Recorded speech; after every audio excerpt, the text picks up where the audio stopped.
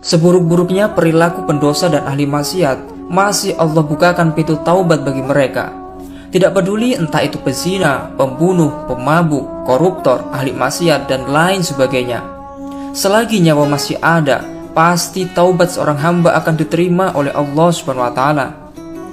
Bersumber dari Ibnu Umar, Rasulullah SAW bersabda, "Innallaha subhanahu wa ta'ala yaqbalu taubatal abdi ma lam yugharghir." Sesungguhnya Allah Subhanahu wa Ta'ala menerima taubat seorang hamba selagi dia belum tercekik-cekik. Yang dimaksud tercekik-cekik dalam hadis ini adalah bahwa taubat seorang pendosa akan diterima selagi ruh belum mencapai leher. Saat tercekik-cekik, ia bisa melihat nasib yang akan ia alami seperti halnya rahmat maupun keinginan dan kedahsyatan. Saat itu terjadi, taubat dan iman seseorang tidak lagi berguna.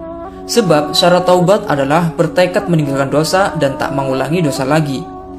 Jika seorang sudah mati atau meninggal dunia, maka tidak ada lagi kesempatan untuk bertaubat maupun beriman. Dikisahkan dari sahabat Umar bin Khattab radhiyallahu anhu, beliau berkata, "Dakhaltu ma'an Nabi sallallahu alaihi wasallam." Pernah saya bersama Nabi sallallahu alaihi wasallam menemui seorang lelaki Ansor di saat ia mengalami sakaratul maut. Maka Nabi sallallahu alaihi wasallam bersabda kepadanya, "Tub ilallah," bertaubatlah kepada Allah. Tetapi orang itu tak bisa melakukannya dengan lidahnya. Namun ia memutar-mutarkan kedua matanya ke arah langit. Maka tersenyumlah Nabi sallallahu alaihi wasallam hingga membuatku bertanya, "Ya Rasulullah, kenapa engkau tersenyum?" Qala Nabi, kemudian Nabi Muhammad SAW menjawab, "Sesungguhnya orang sakit ini tak bisa melakukan taubat dengan lidahnya." Lalu ia berisyarat dengan matanya ke langit dan menyesal dengan hatinya. Maka Allah SWT berfirman, "Ya malaikati, inna abdi ajaza 'anit taubati bilisanihi wa nadima biqalbi, fala uddimu taubatahu wa nadamatahu biqalbi, asyhadu anni qad ghafartu lah." Wahai malaikat-malaikatku, sesungguhnya hambaku ini tak mampu bertaubat dengan lidahnya, namun ia menyesal dengan hatinya. Maka aku tak akan menyia-nyiakan taubat dan penyesalannya dengan hatinya. Saksikanlah bahwa aku benar-benar telah mengampuninya. Dari Abu Bakar radhiyallahu anhu dari Nabi Muhammad SAW bahwa beliau bersabda, "Senantiasalah kamu membaca la ilaha illallah dan istighfar. Perbanyaklah kamu membaca keduanya. Karena sesungguhnya iblis berkata, aku telah membinasakan manusia dengan dosa-dosa dan kemaksiatan-kemaksiatan. Namun mereka membinasakan aku dengan la ilaha illallah dan istighfar. Tatkala aku melihat hal itu, maka aku binasakan mereka dengan hawa nafsu, sedang mereka menyangka bahwa mereka mendapat petunjuk." Dari Atha ibnu Khalid bahwa ia berkata, "Aku mendengar bahwasanya setelah turunnya firman Allah SWT, wa man yaghfiru dzunuba illallah wa lam yusyirru ala ma fa'alu wa hum ya'lamun."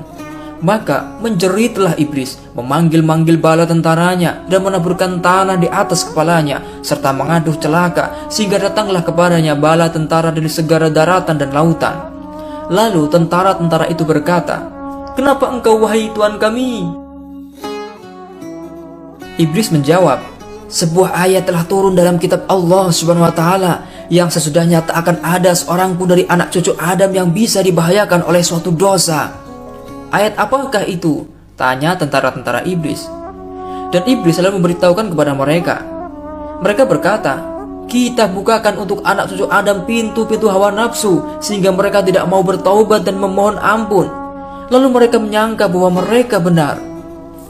Atas usulan itu, iblis kemudian rela. Dari kisah ini, marilah kita senantiasa bertaubat dengan sungguh-sungguh kepada Allah SWT. Allah SWT berfirman, "Ya ayyuhalladzina amanu tubu ilallahi taubatan nasuha." Wahai orang-orang yang beriman, bertaubatlah kepada Allah dengan taubat semurni-murninya. Yang dimaksud dengan taubat nasuha adalah taubatnya seorang yang mengerjakan perbuatan buruk dan ia tak melakukan dosa itu lagi selama-lamanya. Semoga kisah ini dapat membuka setiap mata hati yang tertutup gelap sehingga bisa terang dan kembali di jalan Allah yang lurus. Amin. Wallahu a'lamu bishawab.